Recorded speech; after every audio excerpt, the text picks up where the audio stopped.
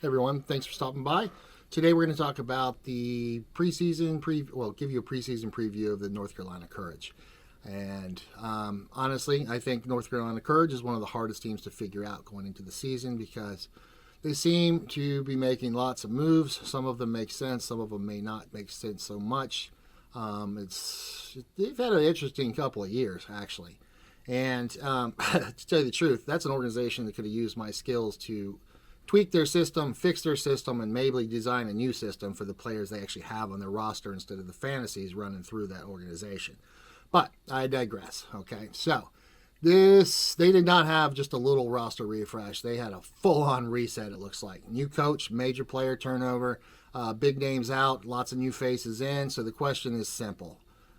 Is this a smart rebuild on the fly or a disaster waiting to happen? And that remains to be seen, okay? Because this is a team about to spend half the season trying to find itself more than likely. And let's start with who they lost, okay? Because North Carolina lost some real core pieces. The biggest one for me is probably O'Sullivan, okay? Because they're not just losing a midfielder, they're losing an identity player that helps gives you leadership, gives you ball-winning ability, control, consistency, and some presence with some bite, to be fair.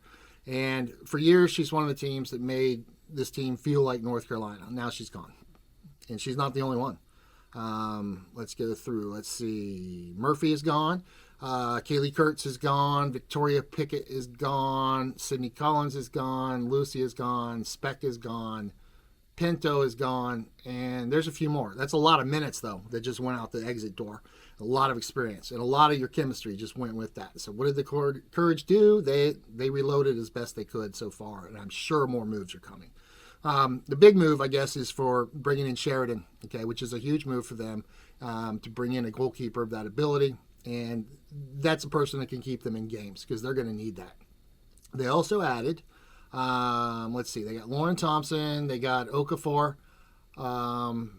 Let's see. Schlegel came in. Shiragaki came in, and let's see. The club was looking at some others, and I think I missed one of the acquisitions. But I think the club's going. We need new energy. We need some new weapons. For whatever reason, we need to jettison some salary cap and some experience to bring in and have a new version of what we're doing. And maybe the new manager has a lot to do with that, of what they want to bring in to fit whatever dream system they have in their head instead of facing reality on the ground. But that's neither here nor there right now. But let's start with Carolyn. And honestly, North Carolina still begins and ends with her. Okay, because if she's healthy and flying, this becomes a more dangerous team immediately upon kickoff. And she's still the most explosive player on that roster, with a nod to Ashley Sanchez, okay? But anyway, Carolyn can still beat defenders. She can still change a game in one moment. She's the kind of player that can cover up a lot of your weaknesses, okay? And Carolina's had a ton of weaknesses, no matter who's behind the wheel there. But again, they're going to need Carolyn to put the team on their shoulders, okay? And then there is Ashley Sanchez. She's still one of the most gifted midfielders in the league. I have a lot of time for her. She gives them imagination. She gives them final third, final pass quality. She gives them something that no one else on that team has and very few people have on their roster.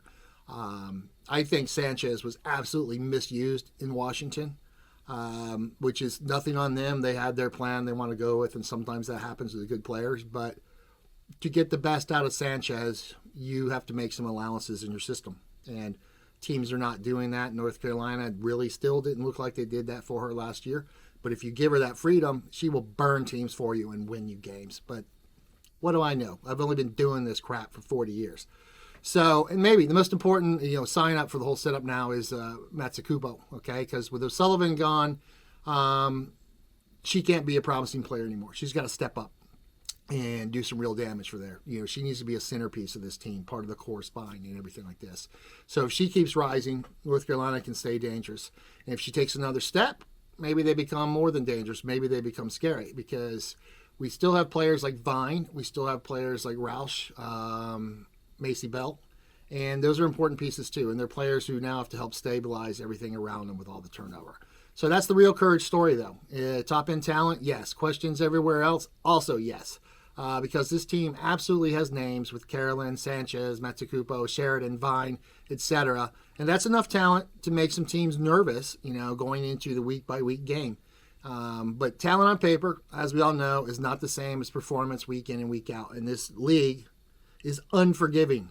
And you can't slip up too much for too long without paying a severe price. And the more teams that are added, the less room you have to fail and still make the playoffs. So, we're at 16 teams now.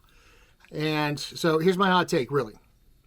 The Courage have playoff talent, but they're not a safe playoff pick at this moment. And I'm sorry if that makes people sad or angry, because I want them to do well.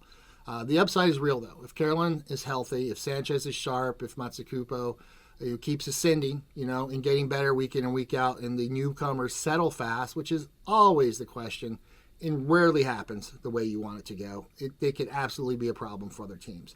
But if that chemistry is off for too long, and if midfield control drops without O'Sullivan and, behind the wheel, then this team could spend most of the season in the bottom half, and I don't think that's where they want to be. I think they're expecting to be in the top half. So to me, North Carolina feels like a team with a high ceiling and a very real risk factor for not reaching that ceiling. And certainly, they're good enough to make the playoffs. They're talented enough to beat top teams on their day. I just don't see the consistency happening right away for them. So, but they're a dangerous wild card, and I wouldn't want to put money on them or against them because I just really don't know.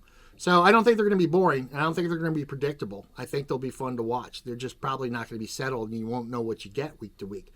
Could be a 4-0 win followed by a 3-1 loss, when going back and forth, or not scoring for weeks and then blowing up for 6 goals. It's a very interesting mix they have going on. So if their reboot works fast, they could rise fast. But if not, they're going to grind out. They're going to have to grind out results till they get that team gelled. Okay.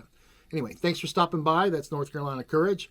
There's some links below that you'd help out our family with, including some links to exclusive U.S. hats.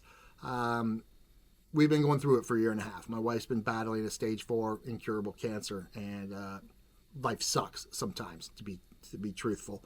So share this if you can, like and subscribe if you can. It really helps us out.